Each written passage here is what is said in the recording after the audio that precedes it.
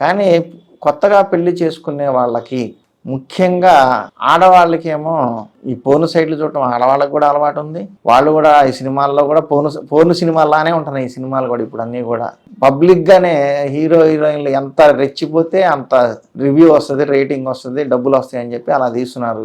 ఇవన్నీ చూసి ఉండటం వల్ల సమాజంలో అమ్మాయిలు ఎక్కువగా బాగా విపరీతంగా కోరుకుంటున్నారు. కానీ అసలు అంత నిజంగా సమాజంలో అంత పవర్ఫుల్గా మనుషులు ఉంటారా మగవాళ్ళు అనేది వాళ్ళకి తెలియదు.